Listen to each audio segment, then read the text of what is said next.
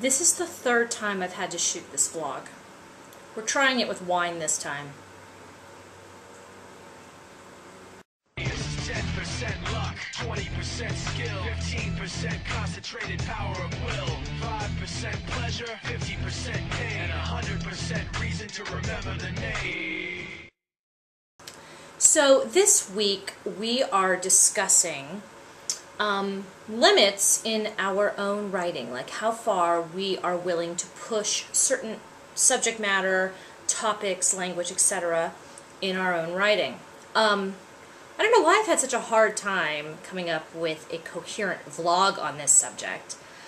Probably has something to do with the fact that I don't have a problem talking about, discussing, or writing about, I don't know, just about anything.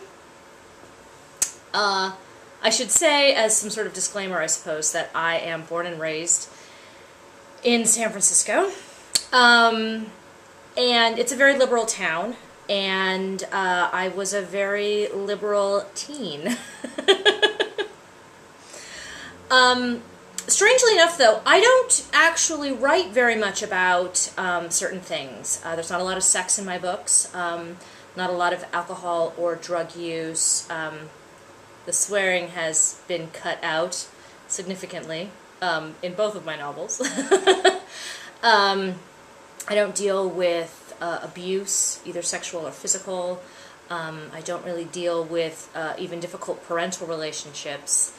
My books focus on the creepy and the scary and the suspenseful, and I suppose a lot of these types of subjects don't come into the mix because I don't actually have room for them. That said, there were a couple of reviews of Possess that brought up a topic that I was very surprised about. I had several reviewers accuse me of slut-shaming. The ironic part of all this is that I was a sexually active teen. I was relatively open about it and definitely not shameful of it. And it's not something that I would ever want to put someone down about. That said, and for those of you that haven't read Possess, I'm going to sort of ruin a tiny bit of it, but not a whole lot. There's a character named Alexa Darlington. She's the antagonist of the piece. She has been making the main character's life a living hell since they were in the first grade. And there's a point early on in the novel when we first meet Alexa that Bridget gets really angry, loses her cool, and says, don't you have an entire football team to be dating? Actually, the original version was significantly more crass than that. May or may not have involved a blowjob joke. But I lightened it a little. Anyway, what is not directly spelled out in the book, but implied, is that Alexa is a succubus, which means she uses sex and certain powers over men to achieve her own ends. Whether it's in context or not, it is Bridget using Alexa's supposed sexual activity as a way to put her down. And I suppose in that way I was guilty of slut-shaming.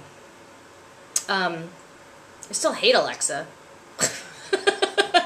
And it was important to illustrate that aspect of her character because she uses that power in the context of the book and the story to try to drive a wedge between Bridget and certain people in her life. So it is actually an important plot point, and I did need for Bridget to say it in order to illustrate that plot point, because I don't ever actually come out and say who and what Alexa is.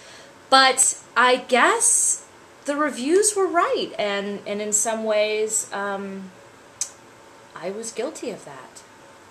So I suppose this is where I do some sort of PSA to sort of make up for that.